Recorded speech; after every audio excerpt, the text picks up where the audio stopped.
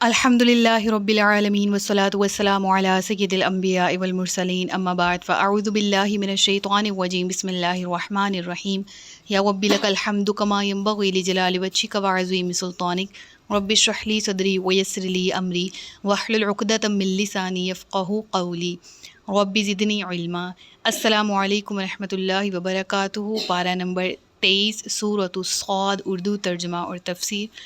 گزشتہ اسباق میں ہم نے اس کی آیت نمبر 64 تک پڑھ لیا۔ آج کے سبق میں آیت نمبر 65 سے آغاز کیا جا رہا ہے، جس میں اللہ رب العزت ارشاد فرماتا ہے قُلْ إِنَّمَا أَنَا مُنذِرٌ وَمَا مِنْ إِلَٰهٍ إِلَّا اللَّهُ الْوَاحِدُ الْقَهَّارُ رَبُّ السَّمَاوَاتِ وَالْأَرْضِ وَمَا بَيْنَهُمَا الْعَزِيزُ الْغَفَّارُ۔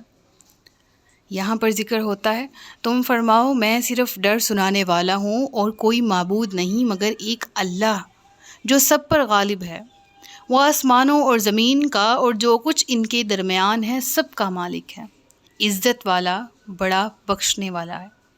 تم فرماؤ وہ ایک عظیم خبر ہے، تم اس سے منہ پھیرے ہوئے ہو۔ مجھے عالم بالا کی کوئی خبر نہیں تھی جب وہ بحث کر رہے تھے، مجھے تو یہی وحی ہوتی ہے کہ میں تو کھلا ڈر سنانے والا ہی ہوں۔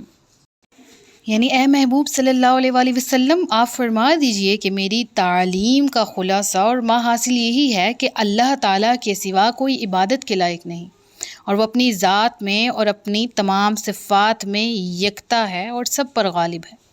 آسمانوں اور زمین اور جو کچھ ان کے درمیان ہے سب اسی اللہ کا ہے، بے شک کوئی اس سے زیادہ طاقتور نہیں۔ کوئی بڑے سے بڑا گناہ گار جس کا دامن گناہوں سے آلودہ ہو، جب سچے دل سے توبہ کرتا ہے تو وہ اللہ کو مہربان پاتا ہے۔ اللہ اتنا مہربان ہے کہ وہ اس مجرم کے تمام گناہوں کو بخش دیتا ہے، بلا شبہ وہ اس پر قادر ہے۔ اور پھر یہاں پر ذکر ہوتا ہے نا قُلْ هُوَ نَبَأٌ عَظِيمٌ، فرما دو کہ وہ ایک عظیم خبر ہے۔ ہوا راجع، مرجع اس کا کیا ہے؟ نبا، اس خبر کو کہتے ہیں جو بڑی اہم ہو، اور یہاں ہوا کا مرجع قیامت بتایا گیا ہے۔ یعنی قیامت ایک ایسی خبر ہے، ایک ایسا دن ہے کہ جس کو تم ابھی تو جھٹلاتے ہو، انتم عنہ معرضون، لیکن ان قریب وہ برپا ہونے والی ہے۔ ما کان لی من علم بالملأ الاعلی اذ یختصمون ان یوحی الی الا انما انا نذیر مبین۔ یعنی یہاں پر کیا ارشاد ہوا؟ ارشاد ہوتا ہے کہ نبی پاک صلی اللہ علیہ وآلہ وسلم فرماتے ہیں کہ تمام امور کی اطلاع مجھے تو صرف بذریعہ وحی ہوتی ہے، اور ان امور کو جاننے کا کوئی دوسرا ذریعہ نہیں ہے۔ مراد کیا ہے؟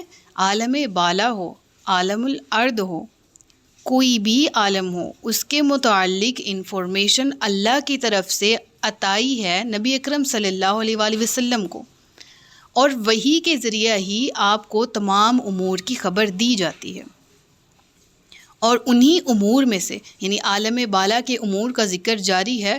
اللہ کے محبوب فرماتے ہیں میں تو وہ جانتا ہوں جو مجھے وحی کیا جاتا ہے، اور انہی امور میں سے ایک امر کا ذکر شروع ہوا، اذ قال ربک للملائکۃ انی خالق بشرا من طین۔ یہ واقعہ گرچہ مفصل طور پر سورۃ البقرہ میں دیکھ لیں، اگر ہم سورۃ الاعراف کی طرف نظر دوڑائیں تو مفصل تفسیر کے ساتھ بیان ہوا۔ یہاں پر پھر یہ ذکر کیا جا رہا ہے، اور اس میں ہمیں ایک طرح سے ریمائنڈر دیا جا رہا ہے۔ کوئی بات جتنی اہم ہو اس کو اتنا ہی زیادہ ریمائنڈ کروایا جاتا ہے۔ الغرض یہ کہ واقعہ تخلیق آدم اور شیطان کا تکبر کرنا، اس کا انکار کرنا، اس کا وبال چکھنا، اور یہ کہ عالم بالا میں یہ میٹر کس طرح سے ہوا تھا، اس کا ذکر قرآن میں اکثر و بیشتر مقامات پر آیا ہے۔ بتانا یہ مقصود ہے کہ بنی آدم اس واقعے سے نصیحت قبول کرے اور شیطان کے حالات کو دیکھ کر عبرت حاصل کرے۔ وہ کیا ہے؟ جب تمہارے رب نے فرشتوں سے فرمایا کہ میں مٹی سے انسان بنانے والا ہوں، پھر جب میں اسے ٹھیک بنا لوں تو اور اس میں اپنی روح پھونکوں تو تم اس کے لیے سجدے میں پڑ جانا۔ تو تمام فرشتوں نے اکٹھے سجدہ کیا سوائے ابلیس کے، اس نے تکبر کیا اور وہ کافروں میں سے ہو گیا۔ یہ واقعہ تو بہت زیادہ قرآن پاک میں ایز آئی ٹولڈ کہ بہت زیادہ ذکر بھی ہوا اور ہمارے سامنے یہ واقعہ موجود ہے. ہم ہر سورہ گزرتی صورت کے ساتھ اس واقعے کو پڑھتے بھی ہیں. یہاں پر ایک ذکر ہوا، بہت باریک چیز ہے، وَنَفَخْتُ فِيهِ مِن رُوحِي، اور میں جب اس میں اپنی خاص روح پھونکوں. اب یہاں پر ایک مسکنسیپٹ پایا جاتا ہے. روحی، اللہ نے فرمایا میں اپنی طرف سے روح پھونکوں، اپنی روح پھونکوں، ٹھیک ہے.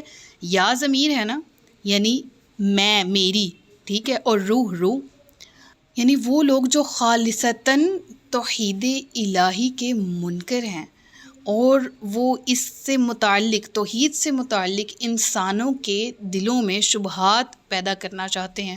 وہ اس آیت کو لیتے ہوئے ایک پروپیگنڈا بناتے ہیں اور وہ کہتے ہیں دیکھیں آدم کو، یعنی ہمیں کہا جاتا ہے کہ ہم عیسیٰ کو اللہ کا بیٹا کیوں کنسیڈر کرتے ہیں، ہم نے شرک کیا، ہم نے ملاوٹ کی، وغیرہ وغیرہ. تو ذرا اپنا قرآن تو دیکھو جس میں ذکر ہے اللہ نے آدم بنایا اور اللہ نے کہا میں نے اپنی روح پھونکی اس میں، یعنی انسان کو بنایا اللہ نے اپنی روح سے.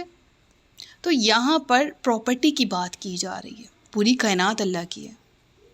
اللہ نے اللہ کی کائنات میں سے ایک مخلوق میں سے جو روح ہے، جو اس کی ہے، جو اس کی پراپرٹی ہے، اس پراپرٹی کو کنورٹ کیا جناب آدم علیہ السلام میں.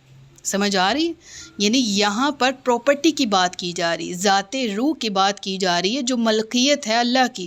اور ہم میں سے تمام کی روح ملکیت ہے اللہ کی. ہم تمام کے جسم، اجسام، ہم تمام کے تمام یہ زمین و آسمان وما بینہما اور جو ان کے درمیان ہے، تمام پراپرٹی اللہ کی. تو اس آیت کا سمپل مطلب یہی ہے، جان بوجھ کے اس آیت کو گھمایا جاتا ہے، اس لفظ کو غلط طریقے سے الیبوریٹ کیا جاتا ہے، just for make confusion in the mind of people. لیکن ایسا ہونا نہیں چاہیے. جب عربی پہ مہارت نہیں ہوگی، جب معاملے کے سیاق و سباق کا معلوم نہیں ہوگا تو فور شور انسان ایسے کے معاملات میں جس سے کنفیوژن کریٹ کی جا سکے ضرور پھنستا ہے. لیکن انہی پوائنٹس کو ہمیں پڑھنے کی ضرورت ہے بحیثیت بلیور، بحیثیت مسلمان، تاکہ ہم اس طرح کے معاملات سے بخوبی نمٹ سکیں. اگر کسی ایول تھنکر کی طرف سے اسلام یا قرآن کی طرف کوئی غلط بات منسوب کی جائے تو ہمارے پاس اس کا جواب ہونا چاہیے. تو بہرحال اس واقعے کا ذکر ڈیٹیل میں پہلے بھی گزر چکا. جناب آدم کو پیدا کیا گیا، روح پھونکی گئی اور پھر تمام کو حکم ہوا کہ اس کو سجدہ کرو. یہ تعظیمی سجدہ تھا، اس شریعت میں اس وقت جائز تھا.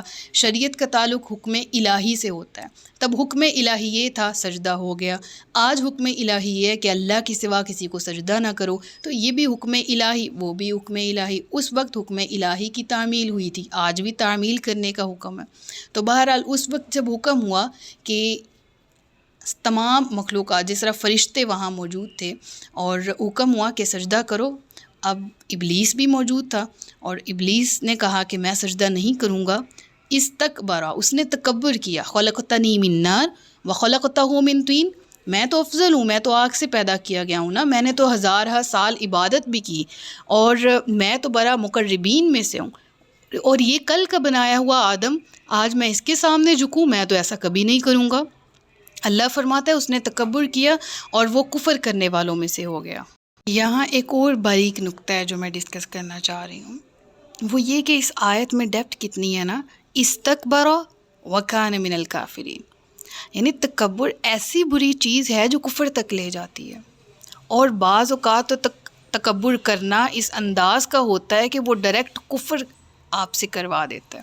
لائک بعض اوقات تکبر ہوتا ہے جو آپ کو سٹیپ بائی سٹیپ لے کر جا رہا ہے کفر کی طرف، انکار کی طرف، الہادیت کی طرف، خود پسندی کی طرف، عجب کی طرف. لیکن بعض اوقات وہ جملے، وہ الفاظ، وہ انداز، وہ نیت ایسی ہوتی ہے کہ آپ نے زبان سے نکالا اور آپ سے کفر ہو گیا. تو شیطان نے بھی کیا کیا تھا، صدیوں کی عبادت و ریاضت، وہ جس نے اسے ایک لیول، ایک مقام دیا تھا، برتری دی تھی، فوقیت اسے ملی تھی، مقربین میں وہ شامل تھا. اس نے ایک لمحے میں اپنا وہ سارے کا سارا سٹیٹس، اپنا رینک تباہ و برباد کر دیا. اور پھر مسئلہ یہاں سے شروع نہیں ہوا دیکھیں اول تو سب چھن گیا، تکبر ایسی بری چیز ہے۔ دوسری بات یہ کہ اس پر پچھتاوا نہیں تھا، توبہ کا عنصر موجود نہیں تھا۔ اگر توبہ کر لیتا اور رجوع کر لیتا ہو گیا۔ اب دیکھیں اس پوائنٹ کو میں جوڑوں گی اس وقت سے جب وہ اس قال ربک للملائکۃ انی جاعل فی الارض خلیفہ، تو فرشتے آگے سے کیا کہتے ہیں؟ قالوا اتجعل فیہا من یفسد فیہا ویسفک الدماء ونحن نسبح بحمدک ونقدس لک۔ اللہ تبارک و تعالیٰ نے مشورہ کیا، فرمایا کہ میں زمین پر بنانے والا ہوں خلیفہ، اور وہ آگے سے آرگیومنٹ کرتے ہیں اللہ تعالیٰ کیسے؟ کیا تو اسے خلیفہ بنائے گا، اسے نائب بنائے گا جو زمین پہ خون بہائے گا، فساد مچائے گا؟ اور ہمیں تو دیکھ، ہم تو تیری حمد و ثنا کرنے والے ہیں، ہم تو تیری تسبیح بیان کرنے والے ہیں۔ رب فرماتا ہے کہ انی اعلم ما لا تعلمون، میں وہ جانتا ہوں جو تم نہیں جانتے۔ اور پھر فرشتوں نے آگے سے رپلائی میں کیا کہا؟ آگے چل کے آتا ہے فرشتے کہتے ہیں اللہ تبارک و تعالیٰ کو سبحانک لا علم لنا الا ما علمتنا، اے اللہ تو پاک ہے، ہمیں تو علم ہی نہیں ہاں مگر جتنا تو نے دے دیا۔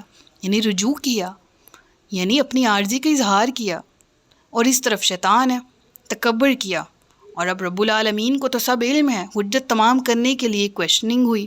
قال یا ابلیس ما منعک ان تسجد لما خلقت بیدی استکبرت ام کنت من العالین۔ اللہ نے فرمایا اے ابلیس تجھے کس چیز نے روکا کہ تو اسے سجدہ کرے جسے میں نے اپنے ہاتھوں سے بنایا؟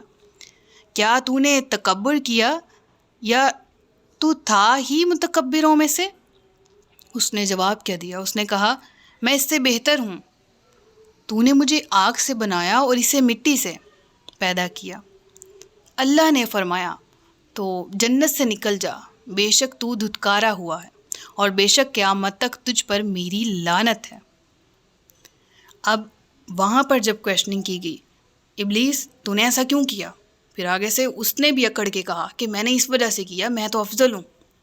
اور پھر جب سزا سنائے گی قال فاخرج منها فإنك رجیم وإن عليك لعنتی إلی یوم الدین، اور پھر آگے سے اس کا رویہ تب بھی نہیں بدلا۔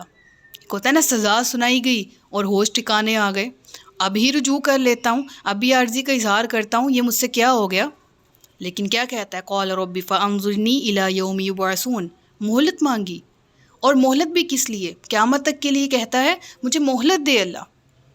اب معلوم ہے میں مردود ہو چکا ہوں، یہ بھی معلوم ہے کہ میری اس کے اختیار اس ذات کی مرضی کے آگے چل نہیں سکتی، لہٰذا مہلت بھی مانگی تو اسی ذات باری تعالیٰ سے جہاں سے دھتکار کے نکالا جا رہا ہے۔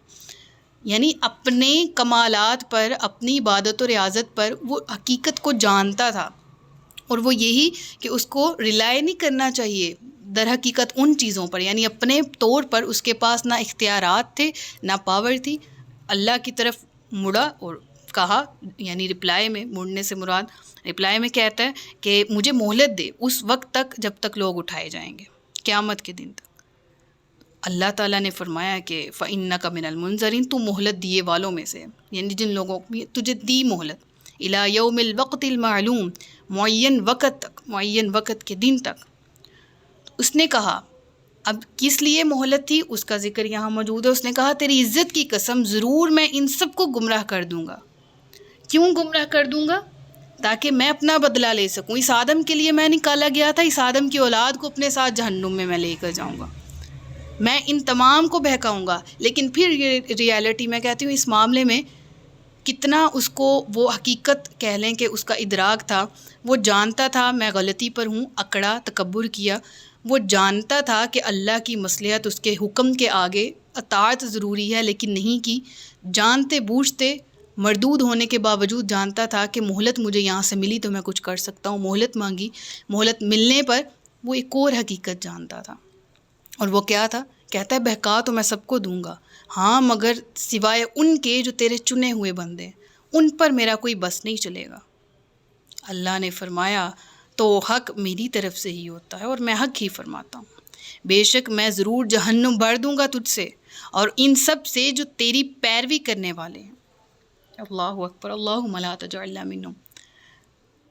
کتنی کلیئر کٹ بات یہاں پر ذکر ہے نا، جہنم کو بھر دوں گا تیرے پیروکاروں سے۔ اور جہنم میں تجھے بھی ڈالوں گا۔ کلیئر ہے نا؟ اللہ تعالیٰ نے فرمایا۔ تو آج ہم سب اپنے اپنے رینک، اپنے اسٹیٹس کو دیکھ لیں۔ مسلمان ہیں الحمدللہ، ایمان والے ہیں الحمدللہ، مومن ہیں الحمدللہ، پیروکار کس کے ہیں؟ ہم اپنے پورے دن کے، آپ صبح آنکھ کھلتے سے رات آنکھ بند ہونے تک اپنے ہر امر کو ایک ڈائری پر لکھیں اور دیکھیں ان میں سے پیروکاری سنت رسول کی زیادہ تر ہے یا شیطان کی زیادہ تر ہے۔ میں افسوس سے کہوں گی واللہ ہم اپنے روزمرہ امور میں سنت کو بہت کم فالو کرتے ہیں، اور شیطان کی جو ڈالے ہوئے وسوسے ہیں، اس کی طرف سے جو ڈالے ہوئے وہ ہتھیار ہیں جو ہماری طرف پھینکتا ہے، جن کو یوز کرتے ہوئے گناہ کی طرف ہم زیادہ جلدی مائل ہوتے ہیں، اور گناہوں پر ہمارے دن کا، ہماری زندگی کا زیادہ تر حصہ منحصر ہے۔ اللہ فرماتا ہے شیطان تجھے، تیرے پیروکار دونوں جہنم میں جائیں گے۔ اور ہم آج کس کے پیروکار ہیں؟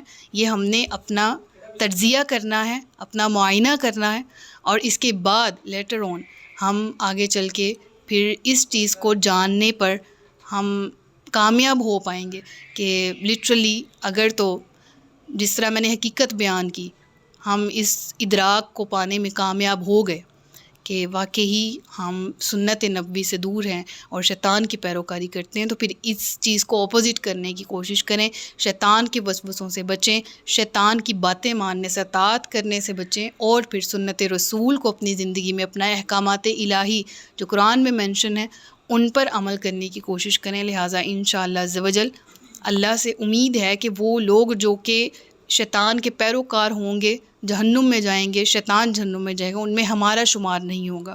تو اپنے انسان سب سے زیادہ اپنے ذات لوئل ہوتا ہے نا، اپنی ذات کا سوچتا ہے۔ تو میں ہمیشہ کہتی ہوں اس معاملے میں اپنا ضرور سوچا کریں کہ ہم خسارہ پانے والوں میں سے ہونا چاہتے ہیں یا ہم مفلحون میں ہونا چاہتے ہیں، ہم ان لوگوں میں شامل ہونا چاہتے ہیں غادیۃ مردیہ، یا ہم ان لوگوں میں شامل ہونا چاہتے ہیں جنہیں کہا جائے گا وامتازوا الیوم ایھا المجرمون۔ تو یہ تھنکنگ ہمارا کام ہے، ہمیں ضرور سوچنا چاہیے، اور پھر کہہ لیں کہ ہمیں فیصلہ بھی خود ہی کرنا ہے کہ ہم کس گروہ میں شامل ہونا چاہتے ہیں۔ اور پھر ارشاد ہوتا ہے یہاں پر کہ تم فرماؤ میں اس پر تم سے کچھ اجرت نہیں مانگتا اور میں جھوٹ گڑنے والوں میں سے نہیں ہوں۔ یہ تو سارے جہاں والوں کے لیے نصیحت ہے، اور ضرور ایک وقت کے بعد تم اس کی خبر جان لو گے۔ مراد کیا ہے؟ واقعہ بیان کرنے کے بعد اللہ فرماتا ہے حبیب صلی اللہ علیہ وآلہ وسلم آپ تمام تک نصیحت پہنچاتے ہیں، فرما دیجئے آپ سے اس کے بدلے میں کچھ نہیں چاہتا، میرا اجر میرے اللہ کے پاس ہے، میں جھوٹ گڑنے والوں میں سے نہیں ہوں۔ یعنی واقعہ آدم جو عالم بالا میں وقوع پذیر ہوا، وہ اور اس سمے دیگر قوموں کے بھی دیگر انبیاء کے واقعہ، یہ تمام کے تمام نصیحت کا پیکر ہیں تمہارے لیے، یہ تمام کے تمام سبق آموز واقعات ہیں تاکہ تم ان سے نصیحت حاصل کرو۔ ان ہوا الا ذکر للعالمین وَلَتَعْلَمُنَّ نَبَأَهُ بَعْدَ حِینٍ، اور ایک وقت کے بعد تم سب اس کی خبر جان لو گے، اور وہ کیا ہے کہ ہم سب تو سو رہے ہیں، جاگیں گے تب نہ جب قبر میں پہلی آنکھ کھلے گی۔ یہ سب تو ایک سراب ہے، حقیقت تو وہ ہے جو قیامت کے دن ہم فیس کریں گے۔ اللہ تعالی ہمیں کامیاب لوگوں میں ہمارا شمار فرمائے۔ یہاں تک سورہ مکمل ہوتی ہے۔ صدق اللہ العلی العظیم و صدق رسولہ النبی الکریم۔ سچ فرمایا اللہ نے جو عظمت والا ہے۔ اپنا بہت سا خیال رکھیے گا، مجھے دعاؤں میں یاد رکھیے گا۔ تاجدار ختم نبوت زندہ باد، پاکستان پائندہ باد۔ السلام علیکم ورحمۃ اللہ وبرکاتہ۔